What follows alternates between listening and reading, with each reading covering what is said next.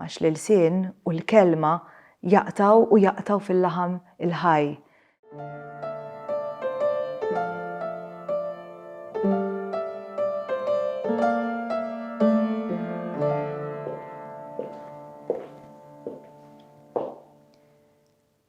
Illum se npoġġik f'postok.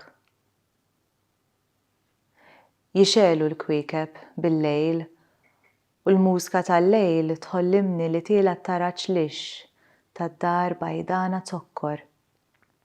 Fejn fiha qed tgħix int, indurat bil-erf tal-Griegi u l-fwieħa tal-Orjent, inħobbok qaddis fi kliemek artab u spiritu moderat il-gideb li tikdeb biex tgħix ġib li ħniena u nqum mar-realtà ta' dak li ma nixtieqx imma naf u naċċetta u niskot bħal ġifa. Jew kollox sar jott. Fuq il-frak mixja nqarmeċ il-fdal tad-dar bajdanija u int l-indurat. U l-kliem u l-wedi kollha, u t-talb santuistin u l-erf u l-Orjent u l-vrus u l-piramidi u ċ-ċedri u l-okkult kull meta tkun medjokri u ruħi tinxef qoxqox madari kesħa silġ ma ddubx il-fakra tiegħek x'ħin turini wiġġ ieħor u narfek mill-leħħa beata f'għajnejk tajt id-dar bajda zokkor u ħlomt. Lejl twil eternità dil-ġenna ġo sidri u r-rieħa tinċens minn fommok. Il-fwejjaħ u qalbek imrar qed nerda bħal gost fil-velenu u s-sakra tal-mewt ħaditni. Xaħxieħ bil-barka siekta tiegħek kull meta tgħid kontrija ta' parsi, ma nemminx kull meta titħaq bija ta' parsi, ma nifhimx x'qed taħseb li għandi ġo fija. X'qed temmen li nħoss kull meta weġġajtni, x'qed toħlom li jetlu lill-Alla jew illa mhux dak fadalli fil-sieni. Ma ħabbejtnix u bistek u qalbek ittertred bil-bart fil-era tal-lejl li waqa' fuq għajnejk u idek ittawlet ma' ġismi bħal kutra li satret il-biża tal-lejl li waqa' fuqi. U ddispjaċiek ħannintni għax qalbek mifxula ġo fik iżda ġo fik hemm ħafna toqob u d-dawl qed jgħaddi tajjeb. Kelli qalbi bħal ġungla u ruħi bħal nar għalik ebda limitu u xjenza bħal l-arti u l-univers kelmuni bajnejk u ħabbejtek flok dija, flok l-ibħra qaddistek bil-misk u lavorju, qawwejtek bid-deb u r-riti tat-tafal, mixmara divina ġedditlek in-nifs u qajjimtek bis-saħħa tad-dawl għad-dawl ta' dak li int u iddiżappuntajtni. Forsi stajt għażilt kwalinkwe poeżija ta' Doreen Micallef u li kieku ma kienx din il-poeżija biex ngħidlek setet kienet oħra. Għax ħafna mill-poeżiji ta' Doreen Micallef inħoss li jidwu miegħi u mal-esperjenzi tiegħi.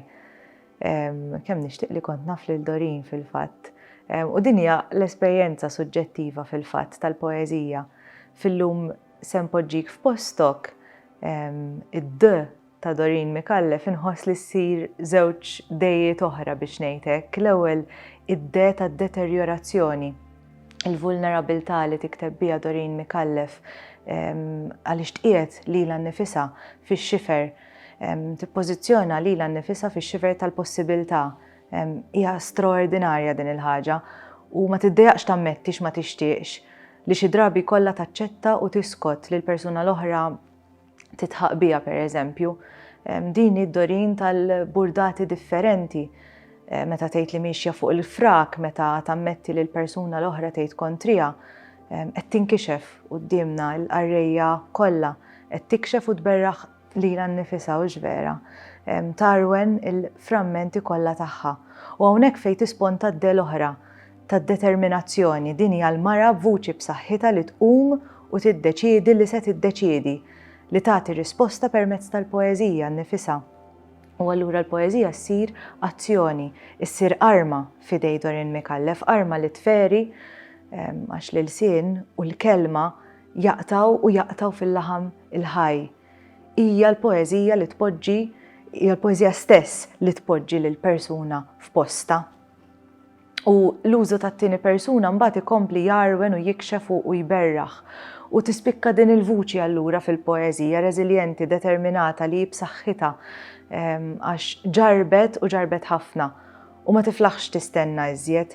L-enfasi ma titpoġġix fuq il-fatt li hi mara, ma nistgħux neskludu li din hija l-vuċi ta' mara li qed tieħu d-deċiżjonijiet tagħha u tinsiġhom f'poeżija li l-raġel se tqiegħdu f'postu mhux iktar bil-kontra, anke skont it-tradizzjoni. Fuq kollox, skonti din hija l-poeżija tal-possibilità.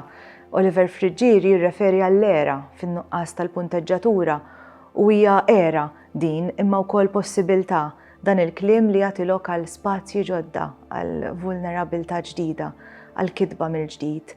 Hija l-poeżija li tġenneb il-prevedibbli biex jixref l-imprevedibbli. U kifet għandi affinità kbira mal-poeżiji ta' Doreen Micallef għax huma poeżiji li jidwu mal-esperjenzi tiegħi fil-fatt u hekk inħoss. U f'din il-poeżija hemm kelma waħda mbagħad partikolari li norbota iktar miegħi, iddiżappuntajtni. U il-poeżija tispiċċa b'din il-kelma waħda li taf tidher sempliċi imma hija mobbija bi ħtija u b'emozzjonijiet li jwasluk biex terġa' taqra l-poeżija mill-bidu. Dini l-esperjenza tal-ħajja li taqbad l-emozzjonijiet il-kbar li ma tiddeċidix kollox kif ġipu laħaq, li tiskomodana aktar milli tina faraġġ jew rifuġju. U din il-poeżija nħoss li tagħmel l-istess ukoll, iġġibna wiċċ imwiċċ ma'